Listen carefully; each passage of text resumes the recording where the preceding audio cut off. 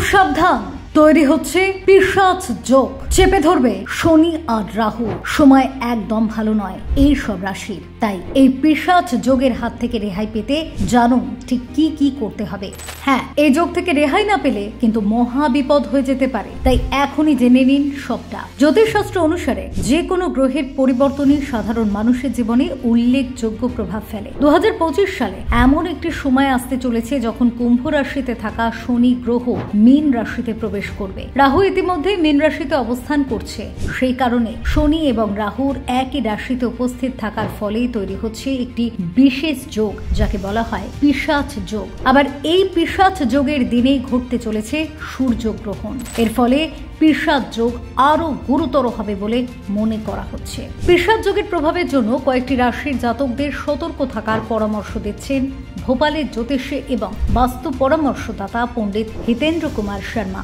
কিন্তু এই পিশাচ যোগ কি?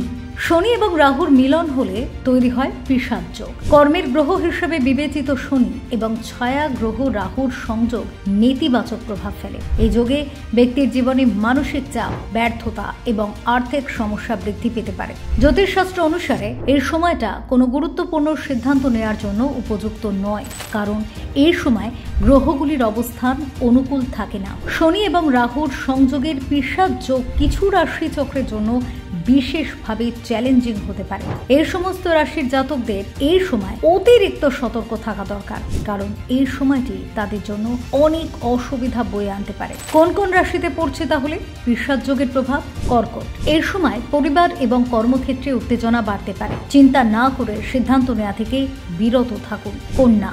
ভ্রমণের সময় শারীরিক সমস্যা দেখা দিতে পারে। স্বাস্থ্যের প্রতি মনোযোগ দেওয়া গুরুত্বপূর্ণ। বৃশ্চিক। আর্থিক সমস্যা এবং মানসিক চাপ বাড়তে পারে। এর সময় যে কোনো বড় বিনিয়োগ এড়িয়ে চলা উচিত। কুম্ভ।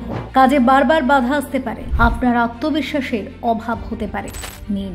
সম্পর্কের ক্ষেত্রে উত্তেজনা বাড়তে পারে। পারিবারিক পরিবেশে অশান্তি দেখা দিতে পারে। এই পিশাচ যোগের প্রভাব কিভাবে কমানো যায়? পিশাচ যোগের নেতিবাচক প্রভাব কমাতে কিছু ব্যবস্থা নেওয়া যেতে পারে। এই ব্যবস্থাগুলির মাধ্যমে আপনি এই যোগের পার্শ্ব প্রতিক্রিয়া কমাতে পারেন এবং আপনার জীবনকে স্থিতিশীল রাখার চেষ্টা করতে পারেন। যেমন কালো তিল, কালো উড়াল ডাল, লোহা, সরিষার তেল, কালো কাপড় এবং ছাতা দান করলে উপকার পাওয়া যায়। অমাবস্যায় বিশেষ পুজো করুন। এই দিনে মন্দিরে যান এবং আটা, ডাল, চাল, লবণ, ঘি, গুড় এবং কিছু টাকা দান করুন। এই প্রতিকারটি বিশেষভাবে উপকারী। দরিদ্রদের খাওয়ানো এবং তাদের অর্থ দান করা একটি পুণ্যের কাজ, যা এই যোগের প্রভাব কমাতে পারে। প্রতিদিন গরু এবং কুকুরকে রুটি খাওয়ানো শুভ ফল বয়ে আনে।